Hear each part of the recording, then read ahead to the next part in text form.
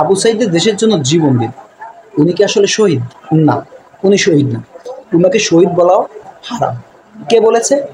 মুফতি আমির হামজা। আবু সাইদ নামে এই ছেলেটা শহীদ হয়নি, ও নিজে আত্মহত্যা করেছে। আসলে মুফতি আমির হামজা সাহেব কি বলেছে এটা এখন আপনাদেরকে দেখতে হবে, আসল ঘটনা আপনাদেরকে বুঝতে হবে।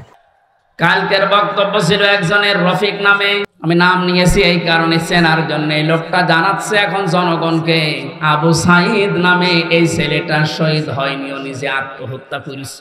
বিশ্বনবী কোরআন হাদিসের ভেতরে তিনি স্পষ্টভাবে জানিয়েছেন, কেউ যদি দেওয়াল চাপা পড়ে মারা যায় সে শহীদের মর্যাদা পায়, পানিতে ডুবে মারা যায় শহীদের মর্যাদা পায়। এ কথা কি নতুন শুনছেন? বলেন।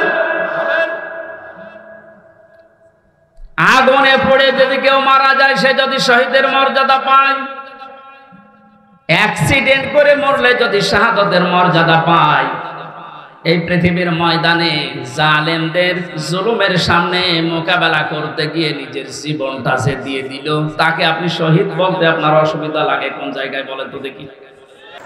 আসলে আমির হামজা সাহেব কাদেরকে ইঙ্গিত করে, কিসের জন্য এই বক্তব্যটি দিয়েছে? একটা ছেলে মরে গেছে, তার নাম হলো সাইদ। এইটা আমরা শরীয়তে কোথাও পাই না। কেউ তোমার কাছাকাছি নাই, সবাই দৌড়াচ্ছে, গুলির শব্দে খালি দৌড়ায় দৌড়ায়, জেদার মতো দোয়া ইউনুস পড়তেছে, মুনাফিকের দল দৌড়ায়, আর তুমি একা এমন ইমানদার যে দৌড়ে গিয়ে বলো যে মার, আরে মারিস না কেন, মার মার মার। আমি যখন আমাদের সমাজের এক হিন্দু ভাইয়ের কথা শুনেছিলাম তখন আমি আশ্চর্য হয়েছিলাম। আমি তাকে বললাম তিনি দেশের জন্য জীবন দিয়েছে, তিনি অবশ্যই শহীদ। তিনি আমাকে এক বাক্যে বললেন, তুমি তো আমির হামজা সাহেবের থেকে বেশি বোঝো না, আর আমি তো হিন্দু মানুষ, আমারও তো এই বিষয়ে অজ্ঞ। আমি থেমে গেলাম, কারণ ওনারাই তো এই সমস্ত লোকদেরকে শহীদ স্বীকৃতি দিতে নারাজ। উনি হিন্দু বলে বলছি না, ওনারা ওই স্বৈরাচারপন্থী ছিল, এবং ওই স্বৈরাচারপন্থী যে লোকগুলো আছে ওনারা আবু সাইদের মৃত্যুকে শহীদি মৃত্যু দিতে নারাজ।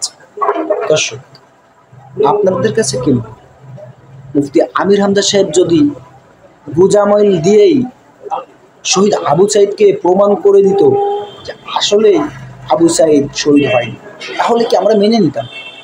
কখনোই আমরা মেনে নিতাম না।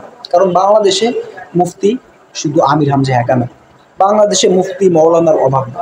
ওনার থেকে অনেক বড় বড় মুফতি, মুহাদ্দিস, মাওলানারা রয়েছে। ওনারা যখন সম্মিলিতভাবে ফতোয়া দিতেন তখন আমরা মেনে নিতাম।